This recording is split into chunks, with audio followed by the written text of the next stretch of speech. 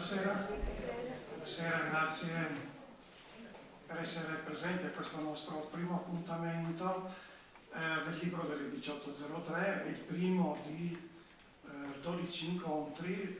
Cominciamo oggi, termineremo a maggio, esattamente il 12 di maggio, un percorso che è impegnativo, ma sono sicuro che come sempre saprà darci le soddisfazioni.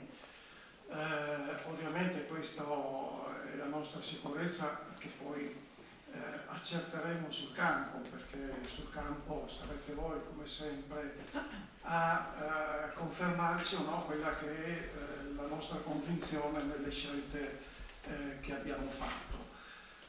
Molti di voi fra l'altro sono anche già stati alla conferenza stampa di presentazione che abbiamo fatto 2 settimane fa in una sala fra l'altro molto bella e per noi nuova, al Tergovsky Dom, almeno per quanto mi riguarda una sala bellissima che ho scoperto, e quindi mi perdonerete se non ripeto nuovamente tutto quanto e invece mi limiterò all'essenziale.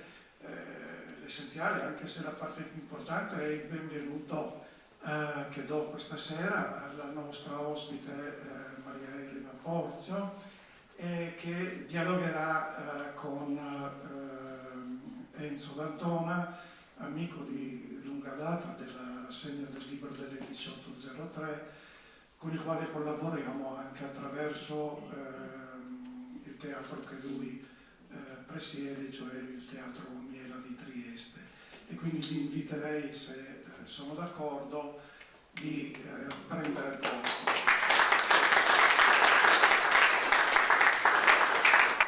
È una rassegna che come sempre ha il sostegno di molti, senza i quali noi da tanti anni non potremmo presentarci a Gorizia, ma non solamente a Gorizia, in altri luoghi della regione come Aquileia, Mossa, Sagrado, Nova Gorizia e via dicendo. E sono collaboratori per noi fondamentali, a cominciare ovviamente da chi ci ospita, il Culturni Dom di Gorizia, che fra l'altro da diversi anni è quello che ospita il maggior numero di occasioni di incontro del libro delle 18.03. Accanto a lui ringrazio chi dà il patrocinio alla nostra rassegna, sicuramente il Comune di Gorizia, quello di Sagrado, quello di Mossa e il Comune di Aquileia, dove anche presenteremo 2 libri nella sala del Consiglio Comunale, e il sostegno importante che dalla Cassa Edile, la ZKD, la Fondazione Roberto Visintin, Paolin di Gorizia, il Consorzio Sociale del Friuli, ICICOOP, Società Cooperativa, e Consorzio DOC Friuli, il consorzio che assicurerà tutto questo nostro percorso da qui al 14 maggio, la possibilità di fermarsi a conclusione dei nostri incontri per quello che noi definiamo il terzo tempo, e cioè brindare fra di noi, brindare con gli autori, i nostri ospiti, e continuare a parlare di libri e di quanto di interessante emerge nei nostri incontri. Ma ricordo ovviamente anche il piccolo, che da quando il libro delle 18.03 esiste ci dà spazio sul giornale, la libreria Ubic, sempre presente ad ogni incontro, ci garantisce la presenza in sala, e questo è importante per noi, è importante anche per gli autori, il Culturni Dom di Nova Gorizia, le ali delle notizie di Ronchi, Villa Codelli che ci ospita abitualmente la domenica mattina in quella che noi definiamo la Lezio, Mediateca, anche lì saremo ospiti in 3 occasioni in questa rassegna, l'Osteria Vecia Gorizia e l'associazione Dante Alighieri, sezione di Gorizia, è il primo anno che collabora con noi e speriamo che questa collaborazione possa durare. Ricordo ancora la collaborazione attraverso Andrea Bellavita della società di gestione della Basilica di Aquileia, di cui siamo stati ospiti, e il Museo Archeologico di Aquileia, in cui nelle ultime edizioni al cui interno abbiamo sempre presentato i nostri libri. Allora io mi fermo qua, aggiungo solamente due cose velocissime. La prima è che al momento della costruzione di questa locandina noi non avevamo ancora il nome del vincitore della rassegna del premio Roberto Visintin. Quando l'abbiamo costruita, la commissione non ci aveva ancora dato il nome del vincitore. Il vincitore è Enrico Rotelli con il libro Io e Nanda, edito dalla Nave di Teseo, e lo presenteremo, sarà con noi il 4 di maggio. L'altra comunicazione fuori dalla locandina è che questo incontro che abbiamo scelto perché sia il primo, si abbina con un'altra iniziativa che sarà ospitata qua al Kulturni Dom, una mostra fotografica che si chiama Macello Mafia.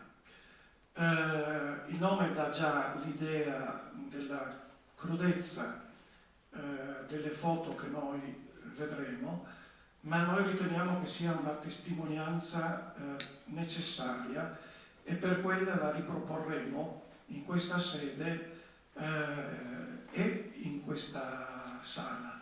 Una mostra che è stata curata da Enzo D'Antona e da due fotografi, ora della Repubblica, ma a suo tempo dell'Ora di Palermo, di cui Enzo D'Antona è stato caporedattore, e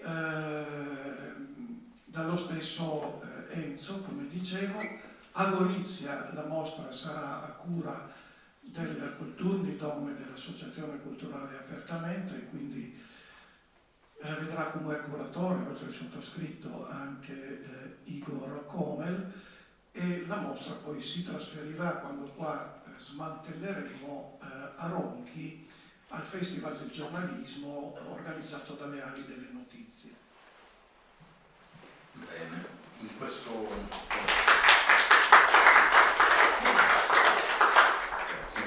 portfolio di foto e titoli di giornale, diciamo, vengono ben riassunti così velocemente per immagini gli anni cruciali degli anni tra la metà degli anni 50 fino alla strage di Ciaculli, anni cruciali per la Sicilia, con, diciamo, dentro, avete visto, ci sono delle immagini, il sacco di Palermo, cioè la distruzione della Palermo Liberty in favore dei palazzoni,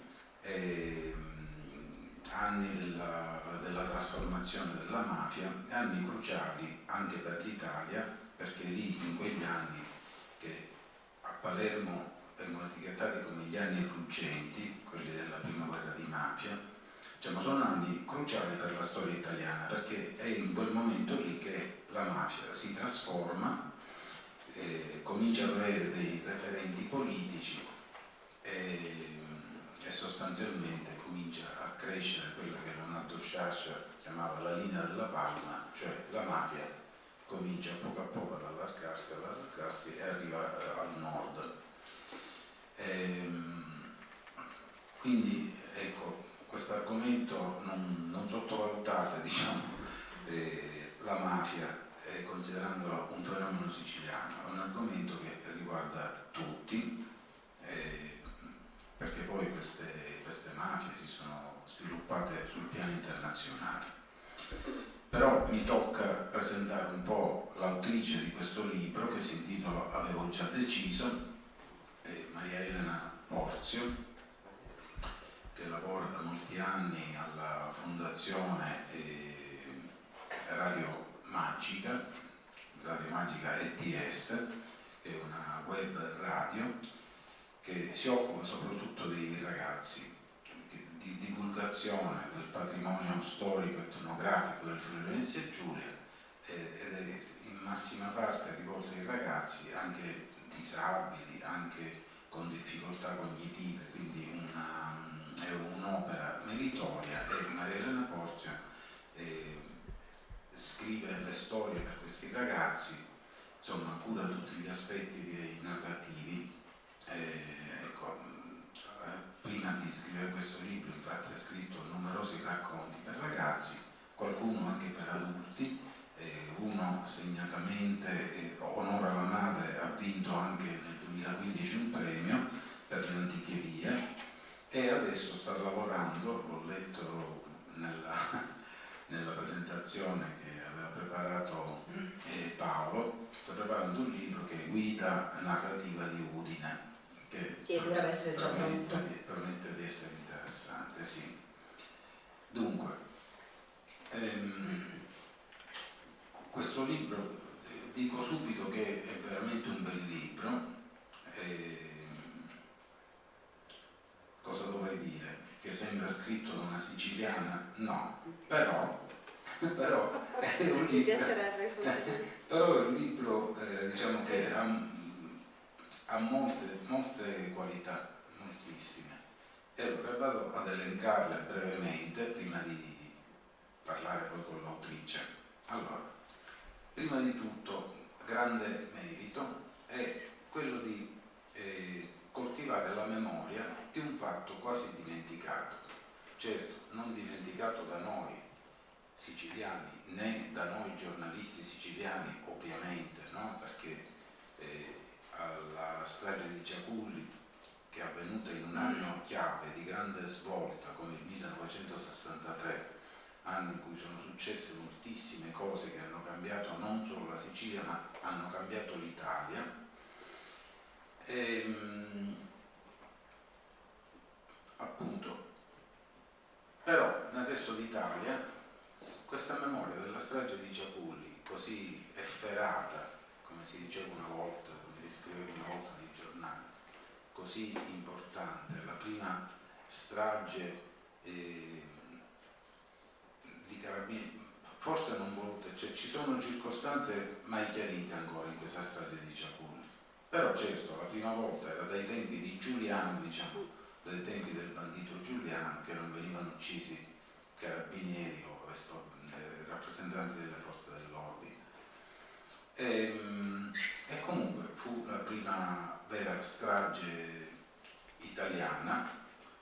Ricordo che il procuratore della Repubblica che seguì questo caso fu Pietro Scaglione, lo stesso che aveva seguito il caso di Portella della Ginestra, altra strage di contadini, e che poi venne ucciso dalla mafia nel 71. Quindi c'è un filo rosso che lega tutte le vicende siciliane. Il primo merito è appunto di coltivare la memoria.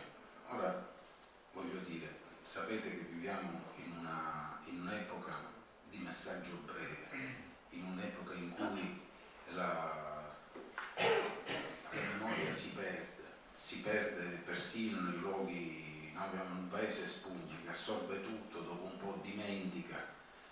Cioè, sono sicuro che è più viva la memoria di cose avvenute 100 anni fa qui nel Friuli Venezia Giulia, piuttosto che delle cose avvenute 20 anni fa o 30 anni fa in Italia, importantissime anche per il Friuli Venezia Giulia. Quindi questo è il primo grande merito. Soprattutto vale per le nuove generazioni che non sanno nulla di queste cose, non immaginano quello che è accaduto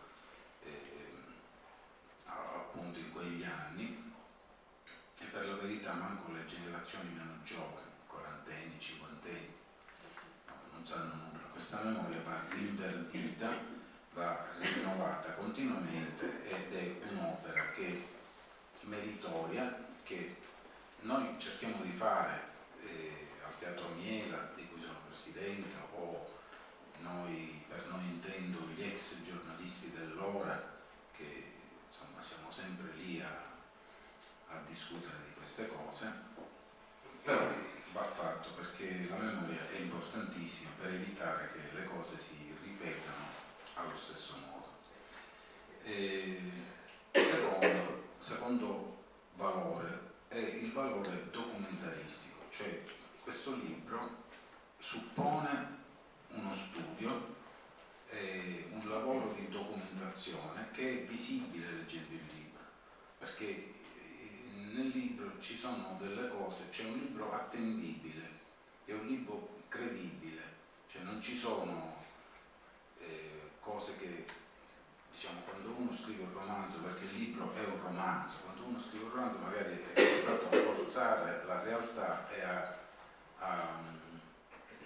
considerare secondarie le cifre, i dati, i fatti, gli avvenimenti, la precisione delle cose, quindi questo è un altro grande merito che riconosco al libro.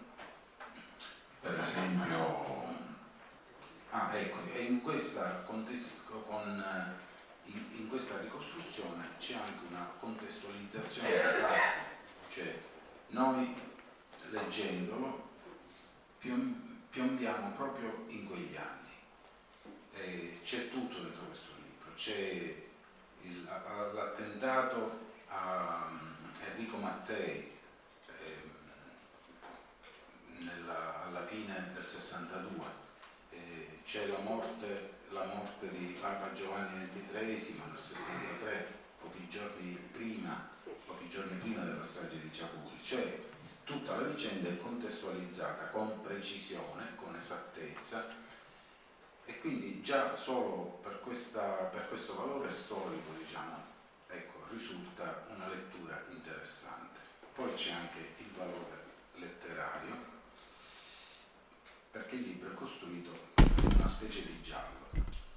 Guardate, io sono cose che, diciamo, so a memoria da 50 anni, queste cose qua. Tuttavia l'ho letto avvertendo una suspense, come dire, è costruito come un giallo, pur sapendo come va a finire, perché uno lo immagina come va a finire, però quindi c'è tutto, diciamo, ecco, in realtà è un romanzo che ha una sua trama, ha un suo valore narrativo, però il romanzo è intessuto, diciamo, di una seconda trama che è quella dei fatti veri e dei gravi fatti, quindi ha due piani di scrittura. D'altro canto non mi stupisce, ma poi ti chiederò un qualcosa di specifico su questo, non mi stupisce che tu abbia scritto un libro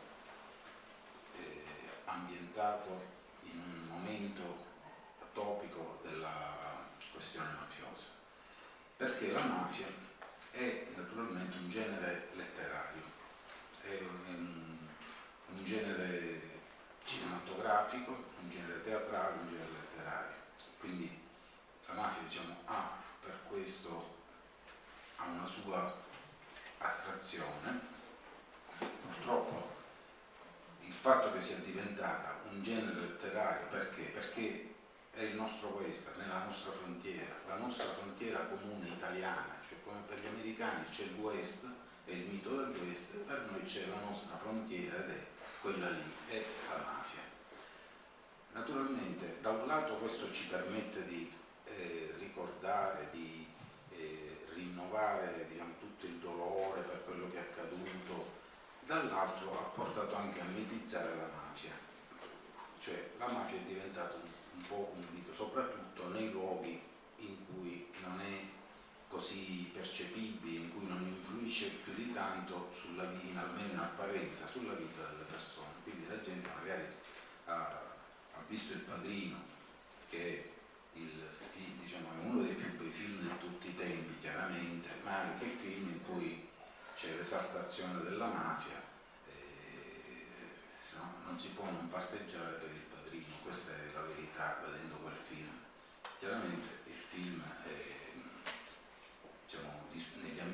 dell'antimafia viene considerato uno dei massimi momenti di pubblicità della mafia.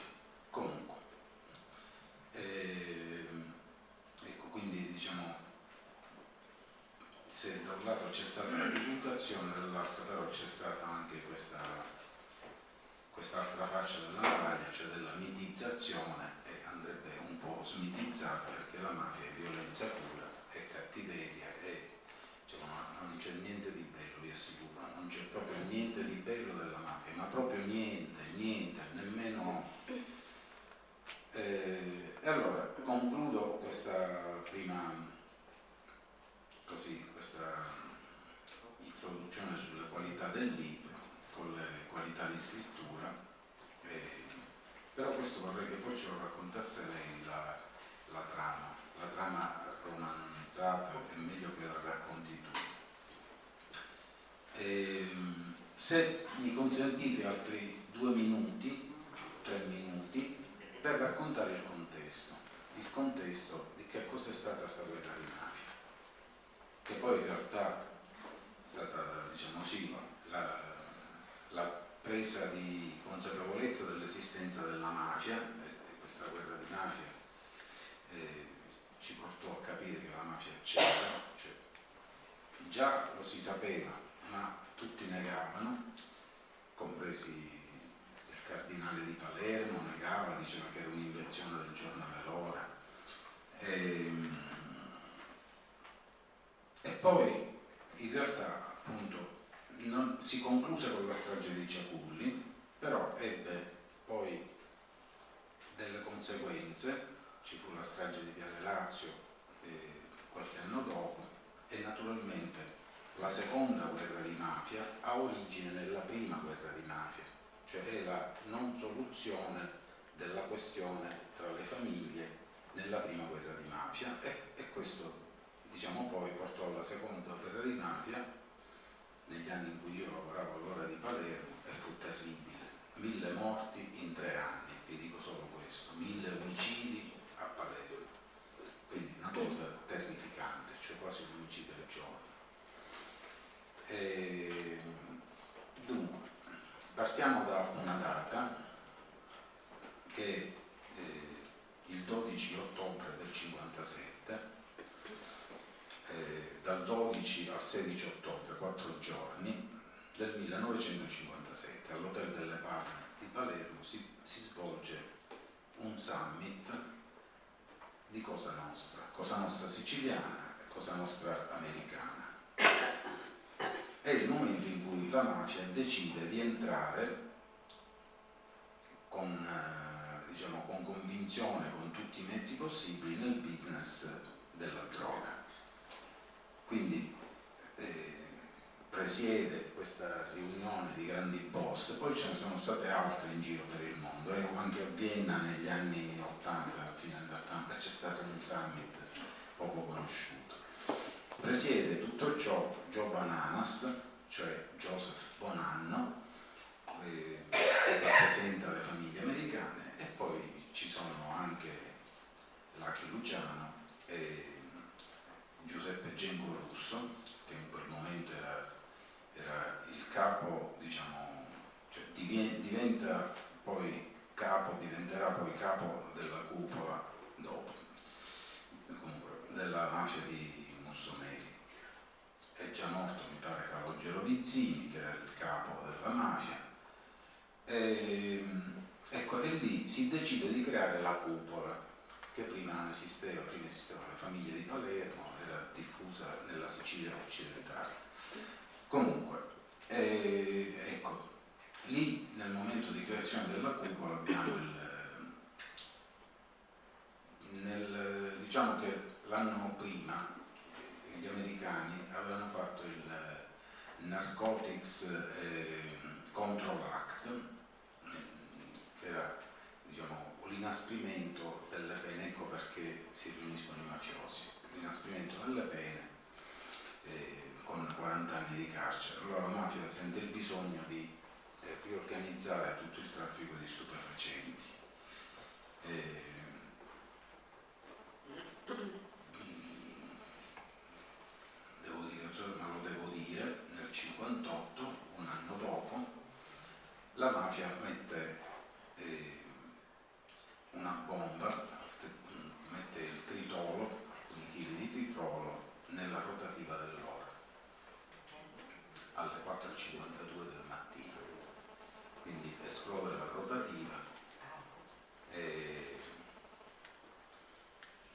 dopo 5 anni ancora non lavora con l'ora. Comunque, l'ora è, dopo l'esplosione della rotativa, della rotativa, i ragazzi dell'ora, era un giornale coraggiosissimo, cominciano a lavorare, eccetera, riescono comunque dopo un giorno a far uscire il giornale con questo titolo bellissimo: la mafia ci minaccia, l'inchiesta continua. Tutti noi abbiamo questa prima pagina che poi abbiamo ripubblicato, l'abbiamo ristampata, ce l'abbiamo tutti da parte. Comunque, ecco, dopo questo attentato dell'ora nasce la commissione antimafia, e la commissione antimafia in realtà si riunisce solo dopo la strage di Ciapulli. Cos'era questa primavera di mafia? Sostanzialmente era la mafia appena innurbata durante il sacco di Palermo, facevano contrabbando, però si era trasformata, non erano più i cantieri che stavano nelle campagne, nel latifondo, al servizio dell'aristocrazia siciliana, poi espropriandola poi di questi beni, come nel caso di Ciapulli è proprio così. E a un certo punto, forse per opera dei servizi segreti americani, succedono incidenti in questo traffico, cioè arriva una quantità di droga non proporzionata al pagamento che gli americani avevano fatto, e da lì scoppia la guerra di mafia tra due cosche rivali, i La Barbera di Palermo Centro e sostanzialmente i Greco di Ciapulli. E qua mi fermo perché adesso lo racconteremo. Allora, la prima cosa da chiederti è: perché hai scritto questo libro? La prima cosa da dire è grazie. Grazie a Enzo D'Antona per questa splendida introduzione, per i complimenti che nessuno mi aveva mai fatto prima in maniera così esaustiva, quindi soprattutto poi quando arrivano da un siciliano, da un giornalista che ha lavorato nell'ora, fanno 2 volte più piacere, quindi grazie. Allora, questo libro, io non sono siciliana, non ho legami con la Sicilia, non ho parenti in Sicilia, è una terra che adoro, che amo tantissimo, ogni volta che posso ci torno, ma non è la mia terra. Io sono friulana, sono nata a Udine e a Udine vivo e lavoro. Però anni addietro feci una vacanza in Calabria e casualmente conobbi un carabiniere già anziano. All'epoca, stiamo parlando di almeno 8 anni fa, aveva più di 80 anni, e un carabiniere in pensione naturalmente, con una mente lucidissima, ed era un grandissimo narratore anche. Quindi in una cena, io mi ritrovai a una cena a casa sua, avete presente le cene nelle case meridionali, bellissime, con questi cibi colorati, eravamo in 20 a tavola, e quest'uomo che raccontava, e a un certo punto inizia a raccontare questa storia pazzesca. Lui aveva fatto il carabiniere, si era trovato a lavorare a Palermo tra gli anni 50 e gli anni 60 ed era scampato per un caso fortuito alla strage di Ciapulli. Allora, io che sono un'appassionata di storia, che sono anche un'appassionata di mafia, quindi cerco di leggere, di guardare anche al cinema tutto quello che esce, e rizzo le antenne e dico: vabbè, ma Vincenzo, si chiamava Vincenzo questo carabiniere, raccontami un po' questa cosa, ma com'è che sei scampato alla strage?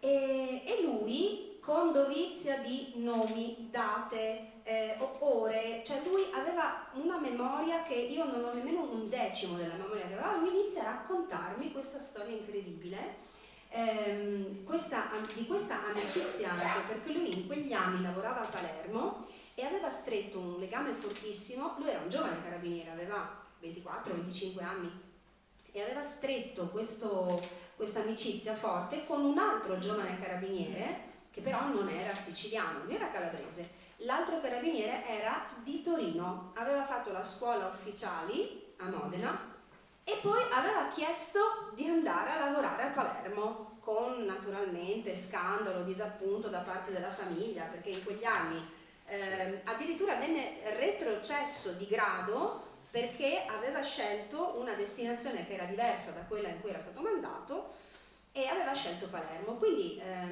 scopro che esiste una storia di grandissima amicizia, una storia di due giovani carabinieri che lavorano in un contesto in cui non ci sono strumenti, o comunque ci sono molti meno strumenti rispetto a quelli che possono avere oggi le forze dell'ordine. Non esisteva il reato di associazione mafiosa, arriverà solo 20 anni dopo. Ancora si usava mandare le persone al confino. Quindi siamo proprio in uno spaccato di storia che io peraltro conoscevo pochissimo, perché siamo tra il 62 e il 63, io non ero ancora nata, e quest'uomo che mi racconta di questi mesi con questo Mario, che poi sarà una delle vittime, purtroppo, questo carabiniere, quindi di questa forte amicizia, di questo percorso che i due facevano insieme e di tutta la sofferenza che poi c'è in lui per il fatto di aver perso il 30 giugno del 63 non soltanto un collega ma anche un amico che era stato il suo testimone di nozze e che comunque sognava di costruirsi, di farsi una vita lui stesso lì in Sicilia, perché questo carabiniere aveva trovato la fidanzata anche lì. Usciva da una storia nella sua Torino che non era finita bene, con una fidanzata storica, e scendendo giù a Palermo aveva casualmente conosciuto quella che poi era diventata la sua fidanzata, che rimarrà poi, dopo la sua morte, sempre una donna che non si sposerà mai più. E quindi scopro questa storia pazzesca. Questa è la storia vera. Questa è la storia vera, sì. Dopodiché dico, ma se io non ho mai sentito parlare della strage di Ciaculli, e insomma avevo sentito parlare delle stragi di Falcone, di Borsellino, che sono arrivate quasi 30 anni dopo, dico, ma questa è una storia bellissima da raccontare. Sono andata a guardare un po' in giro e non c'era, almeno io non sono riuscita a trovare un romanzo che la racconti. Saggi ce ne sono, libri che parlano di mafia, della storia della mafia, e quindi che citano anche la strage di Ciaculli e la prima guerra di mafia, ce ne sono naturalmente.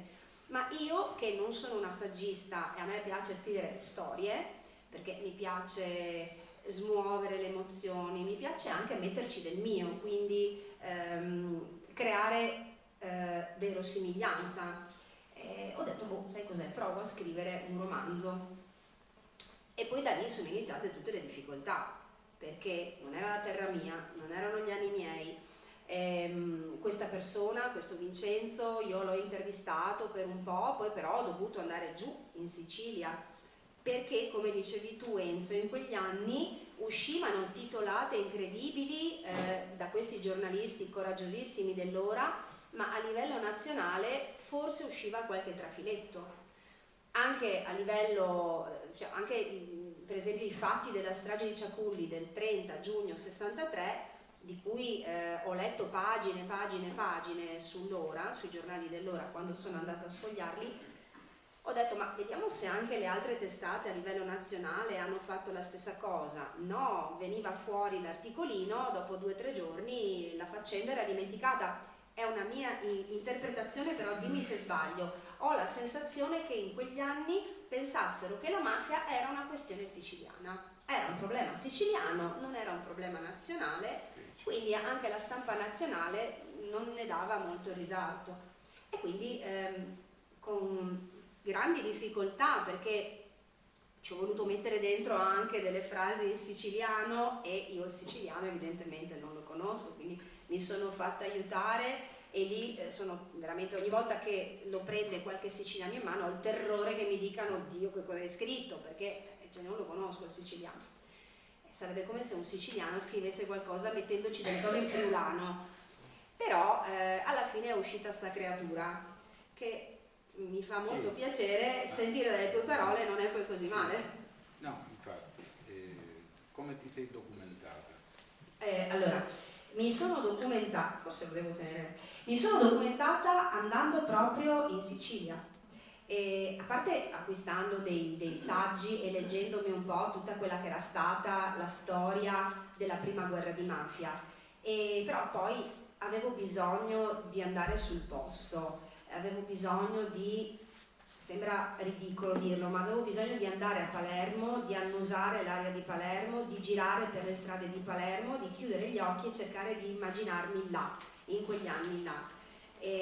Sono ritornata sui luoghi della strage, poi sono andata alla biblioteca regionale siciliana e mi sono fatta dare pacchi e pacchi dell'Ora di Palermo e del Giornale di Sicilia, perché li volevo sfogliare, avevo bisogno di sapere, di conoscere come erano andate le cose, ma non solo, volevo capire come si viveva la vita spicciola di quegli anni a Palermo, quindi cosa andava al cinema, che film uscivano al cinema, che cosa, la piccola criminalità, quindi la vita di Palermo in quegli anni là. Nel 62 si girava a Palermo il Gattopardo. Sì, scopro. E ho visto che hai citato una... Sì, perché scopro che poi in questo spaccato di storiette non è successo di tutto, cioè un condensato.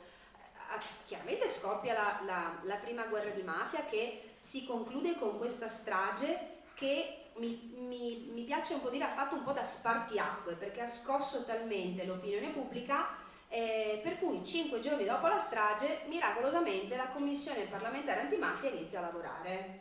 Esisteva già, ma era stata lì dormiente, era anche caduto il governo nel frattempo, quindi la commissione parlamentare antimafia viene riconfermata ad ogni legislatura, quindi era stata dormiente per un po', poi l'avevano riconfermata, insomma sostanzialmente non aveva mai lavorato. 5 giorni dopo si rendono conto che forse questo organo deve iniziare a fare qualche cosa, perché probabilmente anche la gente di Palermo era veramente stanca di rischiare la vita semplicemente passeggiando per le strade, perché i titoli li abbiamo visti, no? Western a Palermo, Palermo come Chicago, c'era veramente il rischio di prendersi qualche pallottola semplicemente andando a fare la spesa. E però in quei 6 mesi lì, oltre a questa escalation, scopro che c'è Vito Ciancimino, assessore ai lavori pubblici, scopro che c'è Salvo Lima, e Vito Ciancimino è un corleonese, quindi poi collegato a quella che sarà la seconda guerra di mafia. Lì appena inizia la scalata dei corleonesi. Totorina è ancora un ragazzo, però ce l'ho voluto mettere dentro come ragazzo. Poi scopro che si gira il Gattopardo, quindi ho detto, ma sai cos'è? Visto che è un romanzo, perché non ci mettiamo dentro anche Claudia Cardinale? E quindi ho immaginato una scena in cui uno di questi carabinieri incontra la Cardinale, che esce esasperata da Palazzo Gangi, dove stanno girando la scena del Gattopardo, dove lei balla con Burt Lancaster, e lei è esasperata, insomma, perché non ne può più, perché Burt Lancaster se la tira molto, perché è un divo americano, e lei in realtà diventerà poi famosa con quel film lì. Poi muore il Papa buono, il Papa che parlava ai bambini, quindi viene naturalmente ucciso Enrico Mattei, che sono andata anche un po' a studiarmi, a leggermi come sono andate le cose, quindi scopro che c'erano stati dei testimoni che avevano visto l'aereo di Mattei esplodere in cielo, che però poi quando si tratta di dover andare a testimoniare non si fanno vedere, e dico, ma accidenti, è successo tutto in questi 6 mesi? E quindi nei limiti del possibile ho voluto contestualizzare, quindi raccontare un po' questi 6 mesi all'interno dei quali poi c'è la vita di questi 2 carabinieri.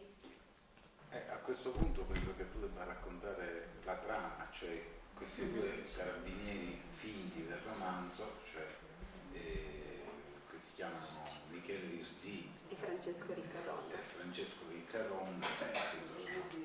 Sono personaggi tratti dalla realtà, però hanno poi una vita romanzesca del romanzo con le rispettive fidanzate, perché c'è anche un filo di tenerezza lungo tutto il romanzo, no?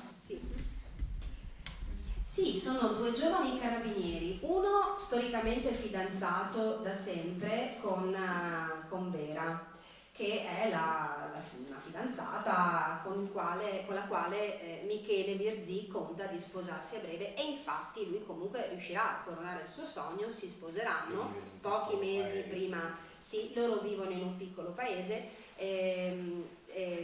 decidono di prendere casa a Palermo con non pochi problemi da parte delle famiglie, perché ripeto, per lei perché va a sposare un carabiniere e vanno a vivere a Palermo, vanno a vivere a Palermo in un periodo in cui Palermo è considerata una delle città più pericolose, quindi vengono considerati dei folli, dei pazzi. C'è la mamma di Michele Virzì che in ogni modo cerca di dissuaderlo e di fare in modo che gli esca dalla testa questa follia di andare a vivere, di mettere su famiglia a Palermo.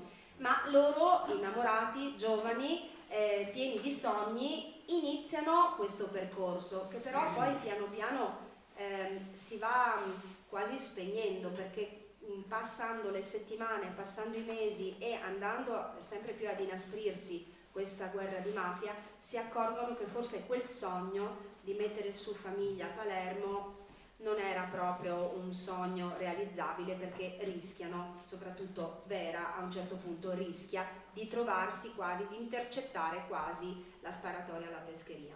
Dall'altra parte c'è Francesco Riccadonna, e questi sono gli unici due nomi, insieme alle due fidanzate, di invenzione, nel senso che i personaggi sono esistiti davvero. Ho fatto questa scelta di cambiare i loro nomi perché mi è stato chiesto, ma evidentemente insomma, sono due personaggi. Michele è il carabiniere che a me ha raccontato questa storia, e l'altro personaggio è evidentemente ispirato a una delle 7 vittime, che è appunto Mario Malausa. E questo Francesco Riccadonna in realtà arriva dal nord Italia, si ritrova a Palermo, ha rotto da poco, anzi è stato da poco lasciato dalla fidanzata, e quindi non ne vuole sapere di donne, è disilluso, vive in caserma, però lui è di famiglia benestante. E in effetti il padre gli regala una coupé addirittura per girare per Palermo, e lui a un certo punto, siccome è uno ben abituato e si è trovato in caserma con uno che russa troppo, decide di andare a dormire fuori dalla caserma, prende una stanza in affitto in una casa, e lì conosce la figlia della proprietaria, Ninetta. E quindi anche lui dopo un po' si fidanza e non riuscirà mai a sposarla, perché poi accade qualche cosa che interrompe tragicamente questa storia. C'è una scena che a me piace molto, che è quella in cui io racconto queste due coppie che vanno a Scopello, che è un luogo bellissimo, dove nuotano, passano una giornata al mare, ed è l'ultima giornata di felicità assoluta che questi due carabinieri e amici vivono insieme alle rispettive mogli e fidanzata, prima di ritornare nella realtà e di poi affrontare quello che accade. Ho visto nel libro tu metti tutta una serie di personaggi minori, anche mafiosi, anche a cui dai una vita comunque letteraria, cioè che esce un po' dalla cronaca, no? Anche ragazzi che sembrano un po' coinvolti loro malgrado nelle logiche delle cosche, e altri invece che... Come il fornaio anche, per esempio. Sì, come il fornaio, oppure come quello della pescheria che viene ucciso, Sì, un altro sì. episodio, diciamo, di puro gangsterismo Sì. che c'è stato a Palermo.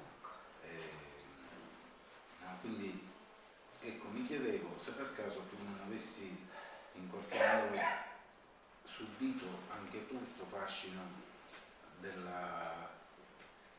tutta l'epopea mafiosa.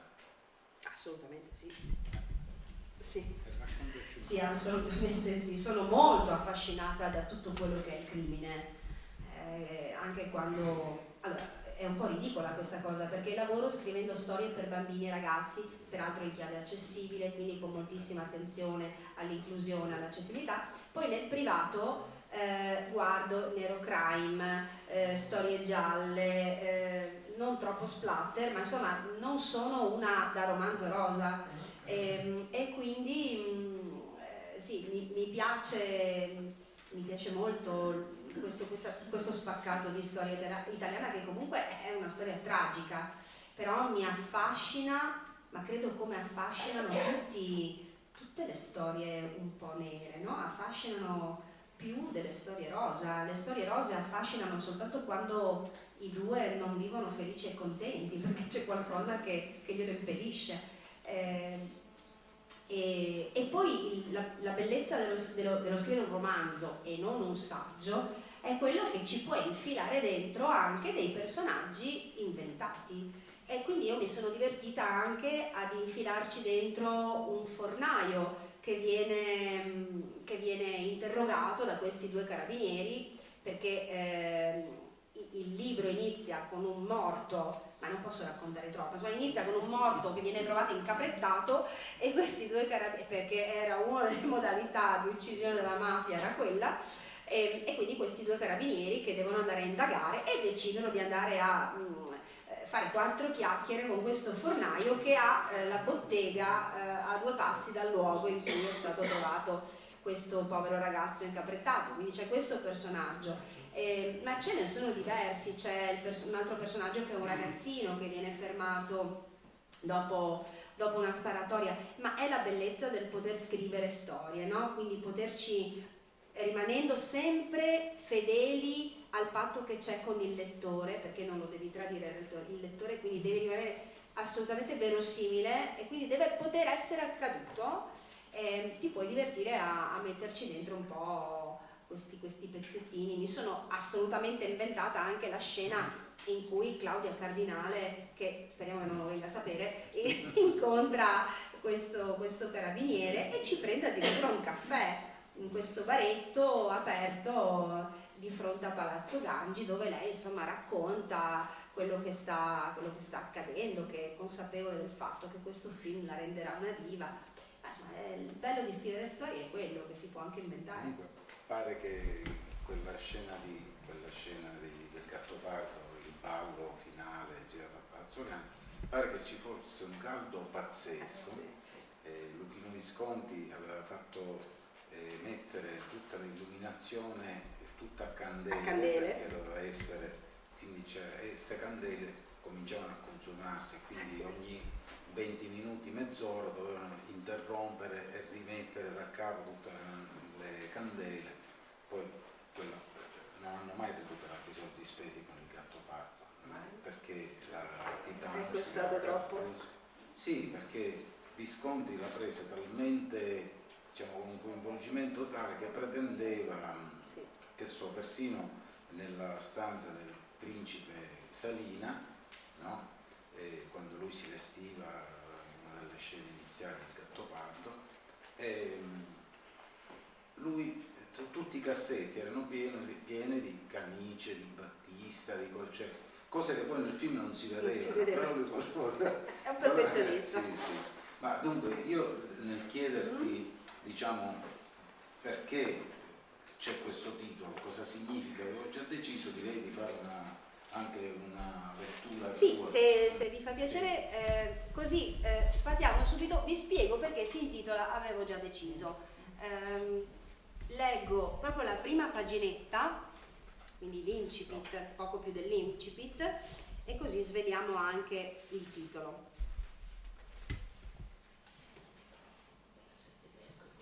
Mio padre si chiamava Alfredo Virzì ed era un bravo uomo. Lavorava al carcere minorile di Messina. Noi però siamo cresciuti a Roccalumera, in una casa che a est dava le spalle alla ferrovia. Dall'altro lato, attraverso un pertugio ricavato dall'abbattimento di un vecchio muro, si vedeva un pezzetto di mare. Mio padre passava le sue giornate dietro le sbarre. Era parte di un ingranaggio in cui i ruoli di colpevole e innocente si confondevano. Gestire rabbia e disperazione era il suo lavoro, e quando il portone del carcere si chiudeva alle sue spalle, ignorava se quel giorno sarebbe stato inflessibile o comprensivo, giusto o ingiusto. Non sapeva se avrebbe avuto la necessaria pazienza o se quell'odore malsano di infelicità avrebbe dato alla testa anche a lui.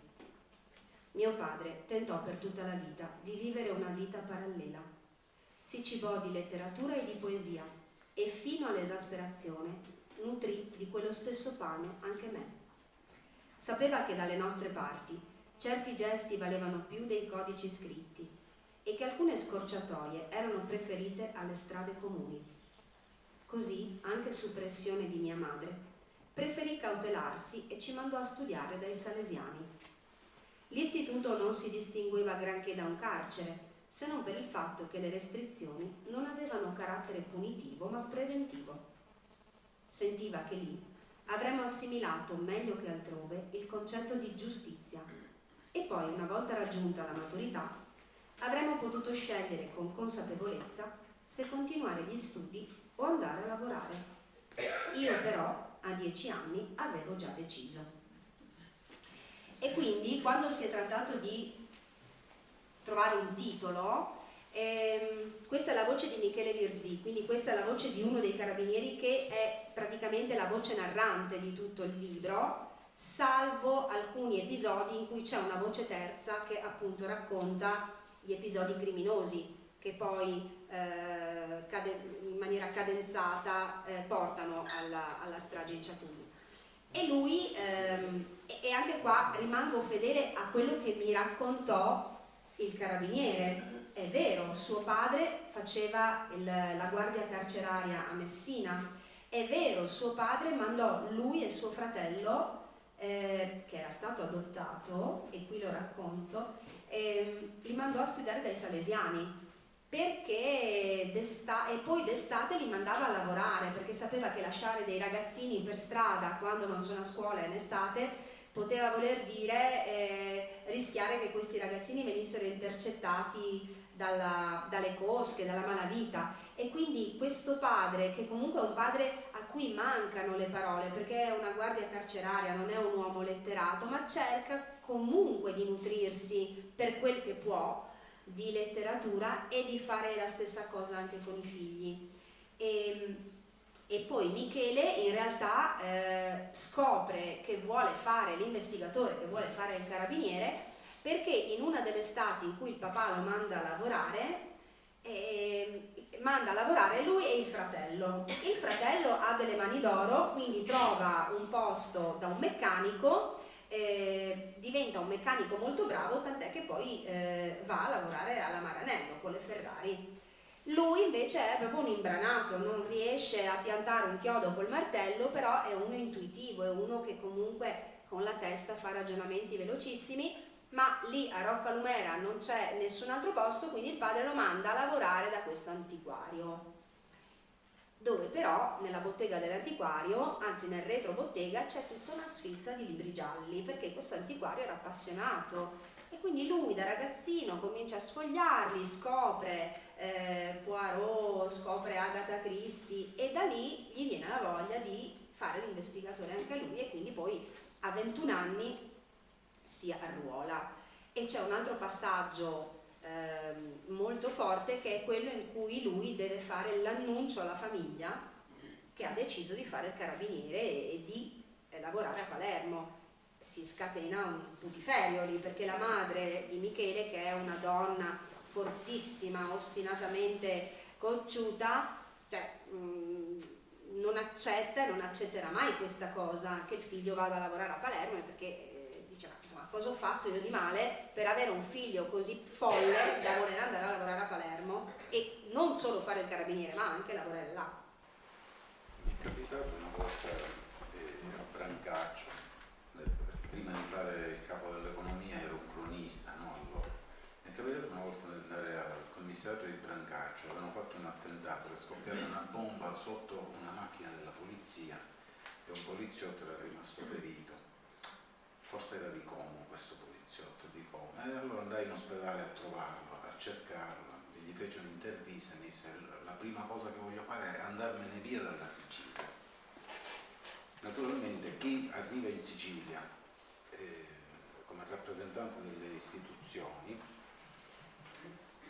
si trova davanti a una situazione in cui capisce bene che tutte le battaglie sono tutte personali, cioè non c'è la presenza dello Stato perché non c'è la certezza della legalità su nulla, quindi diciamo si opera in condizioni di assenza totale di supporto perché le cose non funzionano, non funziona nulla di quello che dovrebbe funzionare.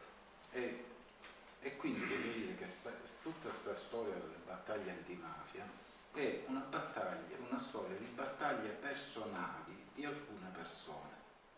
No? A un certo punto Falcone, Borsellino si sono inventati che esisteva lo Stato e hanno fatto finta che davvero esistesse lo Stato e che loro quindi rappresentassero la volontà dello Stato di lottare alla mafia, cosa che non esisteva proprio. Quindi ecco, voglio sottolineare che in buona parte, se sono stati raggiunti questi obiettivi di questi successi, perché sicuramente a un certo punto dopo il maxi processo Cosa Nostra è finita, no? Quella Cosa Nostra è finita. E chi l'ha battuta? L'hanno battuta quei poveri 4, soprattutto siciliani, lo devo dire, perché poi alla fine ce la siamo cavata da soli, no? Sì. Abbiamo fatto finta che con tutte poi le cose che dicevi tu, l'indignazione popolare,